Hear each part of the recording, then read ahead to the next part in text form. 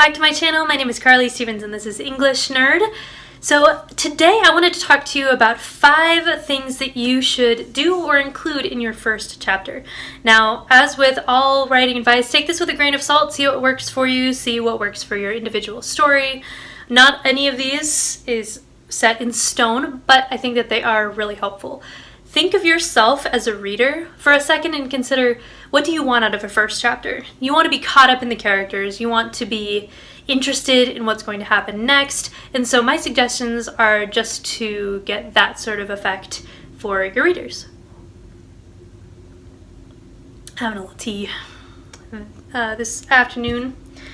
Okay, so here are my suggestions. Number 1, introduce the main character, but don't introduce too many characters. This is something that I've been working through myself, and it's important that you introduce 1, maybe 2 characters, maybe a couple more, but just don't overwhelm the reader.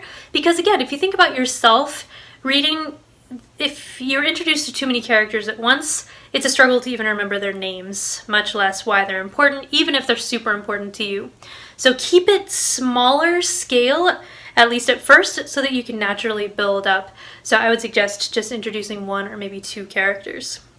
The second suggestion that I have for you is to start in the middle of things. So this is a classical idea, actually, to start in medias res, in the middle of things. It's how epics always begin.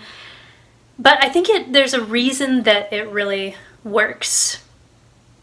If you start with your character waking up or a long description of your world, chances are that your reader is not going to stick around. But if they're thrown into the middle of something interesting, automatically you have them thinking, oh, hey, I wonder what's going to happen on the next page. Tip number 3 is to start with a conflict. It doesn't have to be the very main conflict. If you need to, you can build up to that, and that's fine. But there ought to be some kind of conflict. It can be big, it can be small, but there should be differing opinions or, gosh, there are all kinds of conflict. You can literally have a fist fight, I guess, if you want to, but there should be some sense that not everything is right in the world, that there are tensions going on, and prepare your reader for the kinds of conflict that they might experience later on by the way you set up your first chapter. Number 4.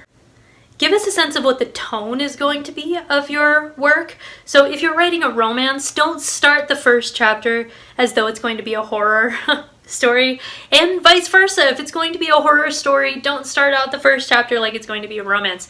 Give at least a good hint of the genre that you're going to write in and the kinds of themes that people can expect to see in that first chapter. You don't need to show your whole hand. You don't need to explain your entire magic system if you write fantasy, but there ought to be a sense of, okay, I know this kind of story that I'm signing up for, and so I'm ready to dig in and enjoy this ride.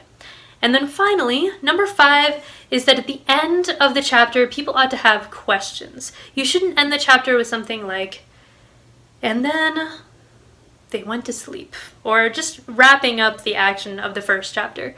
Instead, you should leave a couple of those threads open, a couple of those question marks still out there, so that the reader wants to turn the page. Maybe something is suddenly ominous at the end of the chapter.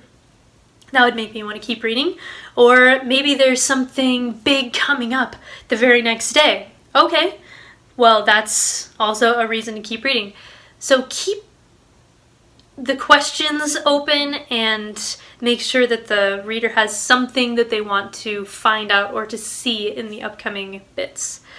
So hopefully this was helpful. These are some of the pieces of advice that have been helpful for me when writing first chapters. This is a mix of my own limited experience and all the research that I've done. So again, if you have any suggestions for what's been really helpful for you or what you like to see in a first chapter, then by all means put it in the comments below. Like this video if you like it, and I will see you next Monday for another English nerdy video.